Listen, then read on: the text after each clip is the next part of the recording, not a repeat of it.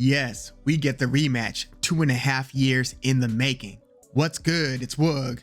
We've got Katie Taylor, 23 wins and 1 loss, defending her WBA, WBC, IBF, and WBO super lightweight or light welterweight 140-pound titles against Amanda Serrano, 47 wins, 2 losses, and 1 draw. As I mentioned, this is a long-awaited rematch of their 2022 Classic at Madison Square Garden, which was seen and is seen to be the high watermark in women's boxing event-wise. This was a extravaganza. It was highly anticipated, and I would say that the fight exceeded the expectations. So as big as an event as it was and as much energy that was packed into MSG, the fight delivered even more. This fight was seen to be the best versus the best, although you've got Claressa Shields, who many consider, including myself, many consider to be the #1 pound for pound women's fighter, just in terms of dominance, performance by performance throughout the career.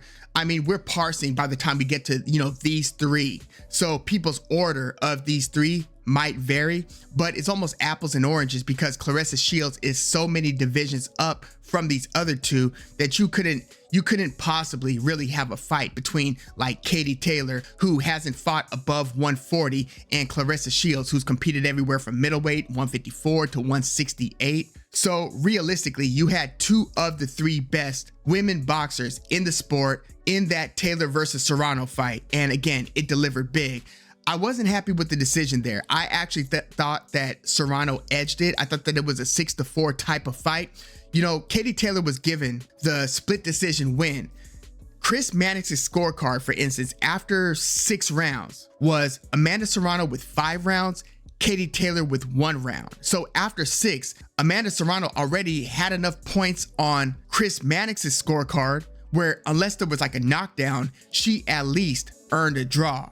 And I think that she won at least 1 of those rounds between rounds 7 and 10. Now, granted, you could conceivably give Katie Taylor 1 or a couple of the first 4 rounds. I think that Amanda Serrano won at least 2. The question is, did she win 3 or did she win 2 of the first 4? And then she had a monumental, Serrano had a huge 5th round where I thought Katie Taylor was about to go. There were multiple times in that round where when Serrano was letting her hands go, mixing up the uppercuts and the hooks, Katie Taylor doubled over and was almost shaped like a 7 body-wise, where her body was all the way over, looking like she might fall forward. She was bloodied up and battered by the end of that 5th round, and it looked like Amanda Serrano was on the way to getting the stoppage there. Katie Taylor made it through the 6th round, but I thought that Serrano won that round as well. And then Katie Taylor started to rally back, where I thought Serrano took her foot off the gas in the 7th round and the 8th through 10th round. These are very, very close rounds. So I would say at most, Katie Taylor could have earned a draw. It's just hard for me to see a Katie Taylor win having watched that fight. And it's not because of how big of a 5th round that was for Serrano. Keep in mind, this is boxing where we judge it round over round. So you could have 1 round that is more impactful by far than any other round of the fight. It still results in 1 round on the scorecards, unless you knock the person down or did enough to earn a 10-8 round without a knockdown. But assuming that it's a 10-9 round where you still won it big, it's still 1 round. So you really have to look at each of those other 9 rounds in a vacuum. But even with that, I had Serrano either winning or there being a draw. But Katie Taylor, again, earned a split decision win. So now we're about to run it back. And this is taking place on that Jake Paul, that highly awaited, at least by some, by many, there is a lot of conversation around Jake Paul versus Mike Tyson. I just dropped my preview. Nobody is not talking about that fight, regardless of what you think about that matchup. And no, I'm not crazy about a 58-year-old being in there versus a 20-something-year-old. Again, I already dropped that video with my opinions on that and with my prediction, but this fight between Taylor and Serrano in this rematch is taking place on that Jake Paul versus Mike Tyson undercard on Netflix. And as I was thinking about this fight, kind of, working my way towards a prediction, there were a few factors in this fight that I was deeply considering. One of them is just the nature of 2-minute 10-round fights, and how much of a detriment that is when it comes to just the fight itself and when it comes to scoring these rounds. I mean, when you have a 2-minute round, they come out so fast with their punches, and they've got 120 seconds to get their work done. And there is so much that separates fighters in that 3rd minute of 3-minute rounds, where it could be even through the first 2 minutes and tough to score, and then a fighter separates himself in that 3rd minute. It's just crucial. So what we often get is kind of like a muddy first minute where it's very tough to score. They're both throwing a ton of punches. You can't automatically tell which fighter in some of these fights is landing the more clean, effective shots. Like, how can you really gauge what impact it's having on the opponent if you don't see the opponent observably like backing up or about to fall over or showing that they're deeply affected? If they're both just throwing punches, you can't just assume one is landing with the harder shots than the other. So you often have a muddy first round, and then it might simmer a little bit in the first part of the second minute, or I'm sorry, in the first minute, it's a muddy minute. And then in that second minute, in the beginning of the second minute, it could simmer and they throw slightly fewer punches, and then say each fighter lands a bigger shot in that final 30 seconds, like in the closing seconds of that 2-minute round. What am I supposed to do with that? Like, when they walk back to their corners, it's like, well, damn, I really wish there was a 3rd minute to really draw a distinction between the work that each fighter got done, but we just don't have that in these 2-minute 10-round fights. It goes in a blink. If you're having like a side conversation while watching the fight, you look up and it's the 6th round. You know, it feels like it should be the 3rd or 4th round, but you're like in the 6th round. Now, Amanda Serrano recently dropped her WBC featherweight championship. She holds all the other belts at featherweight. She was undisputed and became undisputed at featherweight. She's won so many belts in so many different divisions. It's incredible. Whereas Katie Taylor has mostly been a 135 fighter, Amanda Serrano has been everywhere, like 126, 130, 135, 122, 118. She's been all up and down the divisions, winning belts in several different divisions at different times too. Like, she'll leave a division, come back and win belts there again. She's done a lot of that throughout her career, but she dropped the WBC title because they wouldn't sanction what she was demanding in a 3-minute 12-round fight, and that was against Daniela Ramos in Orlando, Florida. I think that was on the Jake Paul versus Andre August. Remember when Jake Paul fought those 2 lower level fighters? The Andre August fight, I believe, was the one where Serrano fought the 3-minute 12-round fight against Ramos, where she won a clear unanimous decision. So she insisted, hey, we're big girls, give us 3-minute rounds, give us 12-round title fights. But here we have another 2-minute 10-round fight. And another factor that I'm considering is the actual weights of these two fighters, because if you look at the work that they've done since their first fight, Katie Taylor has had 3 fights, Amanda Serrano has had 5 fights, and she had to pull out of one due to an eye issue where the fight got canceled on the night in the venue that the fight was about to take place. They had to make a very unfortunate announcement like right before the fight. This was on a Jake Paul versus Ryan Borland undercard, and this was in Puerto Rico, where it was supposed to be Amanda Serrano's like homecoming. I know she's from NYC, but she's of Puerto Rican descent, and so this was hugely disappointing, especially for Amanda Serrano, especially for her Puerto Rican fans. It was a really disappointing scene when she had to make that announcement with Jake Paul by her side. So again, Katie Taylor has had 3 fights since Taylor Serrano won, and Serrano has had 5 fights. One of Katie Taylor's 3 fights was at lightweight, and then her last 2 were both against Chantel Cameron, and this was for Cameron's 140-pound titles. So Chantel Cameron was undisputed at 140, had recently beaten Jessica McCaskill, and Katie Taylor fought Cameron. She lost a majority decision. I thought that the decision should have been wider for Chantel Cameron, but as it was a majority decision. Chantel Cameron was throwing the crisper, cleaner, visibly. Like this one, you could actually tell, one, because of the body language from the fighter that was getting hit, and also just that ring generalship where you could clearly see that one fighter is backing the other up and is controlling even the center of the ring and is putting their punches together, which is drawing a reaction from the opponent. So I thought Chantel Cameron demonstratively won that first fight. I thought the second fight could have gone either way. It was a much muddier fight. There were a lot of face clashes, head clashes, very grueling, nasty fight. Katie Taylor showed every bit of the dog that she has in her, and Katie Taylor won a close majority decision over Chantel Cameron, winning all of those 140-pound titles. So that is the division that this Taylor versus Serrano fight is going to be taking place in. Remember, the first fight was at lightweight.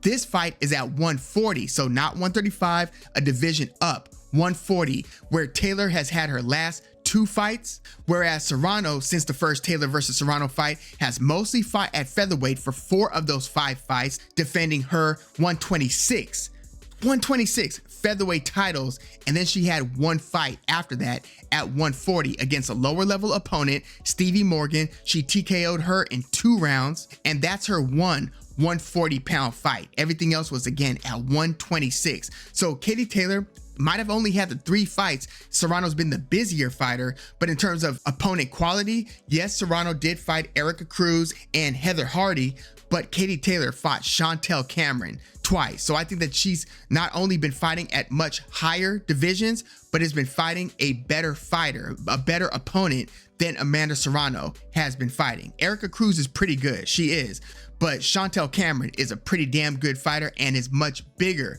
than these other opponents. So as I'm looking at Katie Taylor versus Amanda Serrano 2, look, these are aging fighters. Katie Taylor is now 38 years old. Amanda Serrano is 36 years old. These are about as decorated of fighters as you get. Look at Katie Taylor's Olympic Games, World Championships, European Championships, so many gold medals, so many gold medals. And again, Amanda Serrano's belts in several different divisions. Both of these are on those proverbial Mount Rushmore. I mean, you've got some others. Like I said, you've got Clarissa Shields, who's definitely on it. You've got Layla Ali. You've got the old face of women's boxing, like the only fighter that we were seeing of huge significance fighting on a bunch of undercards, Christy Martin. She's also got to be up there. Senicia Estrada recently became undisputed and then recently retired. She's had a great career. I don't know if she's on the Mount Rushmore.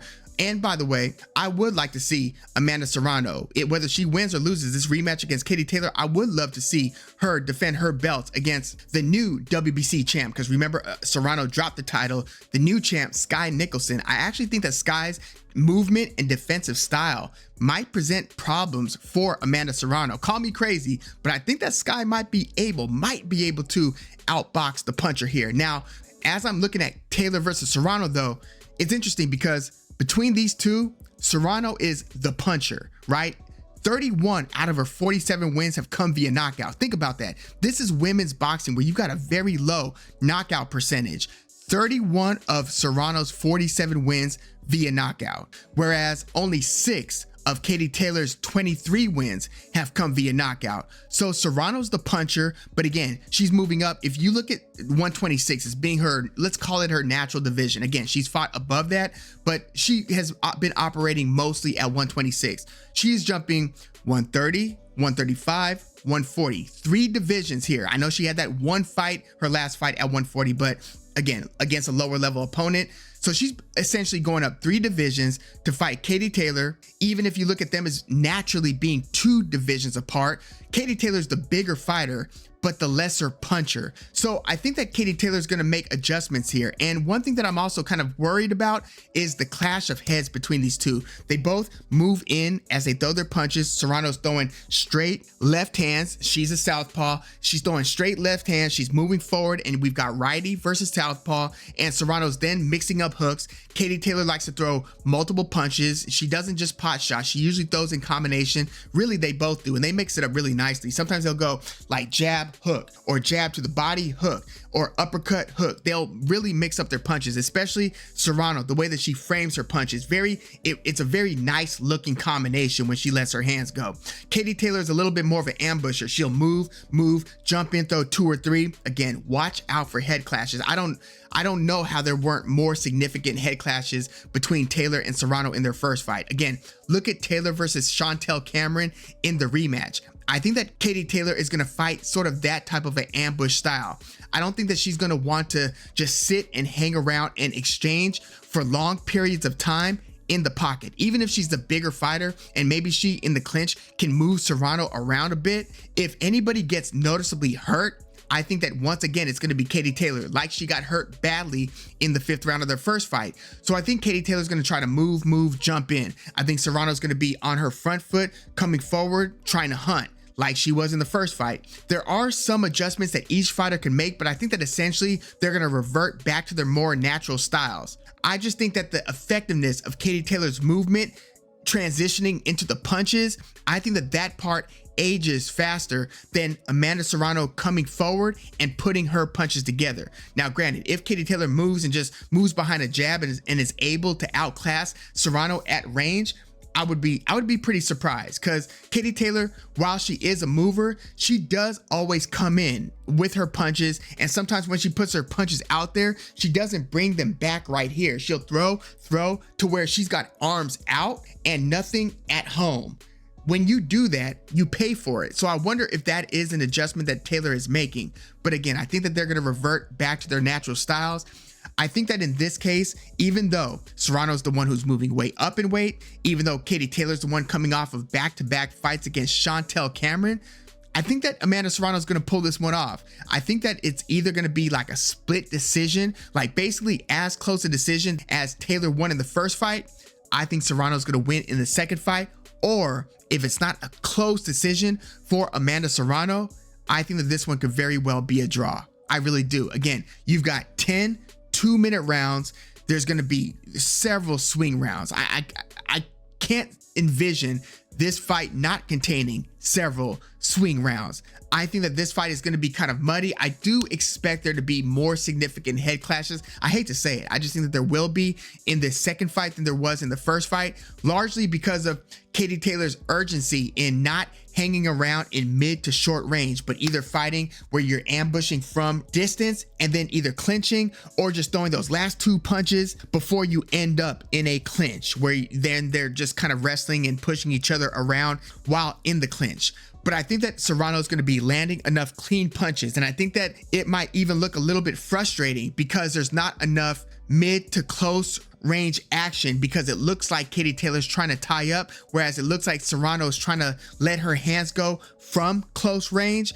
If Katie Taylor is able to pull her strategy, or what I think will be her strategy, effectively, I think that Katie Taylor can win this, but I think that Serrano is going to be able to let her punches go enough, and I think that those punches are going to be quick and snappy, and I think that she's going to be landing more effectively, more cleanly for more rounds. So again, I think it's going to be tough to parse and tough to judge. I just think that the judges in this case are going to arrive at Serrano winning a very close fight, and if not that, I think it's going to be a draw. I think that those things are nearly evenly possible, but I'm going to go with Serrano to win a close decision win, capturing those 140-pound titles. And yes, I am tempted to say Katie Taylor holds it down and Katie Taylor wins another close, maybe even disputed decision to retain those titles. That's also very much a possibility, but I'm going to go with Serrano to win a close one in this rematch. Let me know your thoughts on Taylor versus Serrano 2. Who do you think wins and how? And what do you think, do these fighters retire after this next big payday? And after this rematch, I kind of think that it's a little bit more likely that, well, I don't know. I think that it's almost evenly likely that either one of them can retire. If you're Katie Taylor, what are you sticking around for? Or like, would you want to give Chantel Cameron like a third fight in this case? Would that be what you pivot to, like the rubber match to remove all doubt? Or do you do something else or retire? And if you're Amanda Serrano, do you fight Skye Nicholson at featherweight? After you're fighting at 140, do you come all the way back down to 126 to defend your other belts or try to unify that WBC belt one more time? Do you have any interest in fighting the next generation? And let me know if you think that Skye Nicholson, with her skill set, would have a shot at beating Amanda Serrano. I tend to think that she does, especially given the age, the physical dimensions, like the length. If you see Skye Nicholson, she is easily outboxing these opponents. I know that she ran into a little issue in her very last fight, but for the most part, against Sarah Mahfoud and against, pretty decent fighters, she has just been pulling away on the scorecard. But can she handle a crisp boxer puncher like Amanda Serrano? Yeah, let me know your thoughts on all those things in the comments. Like the video, subscribe to the channel if you are into the fight talk. I'm Woog. Thanks for tuning in.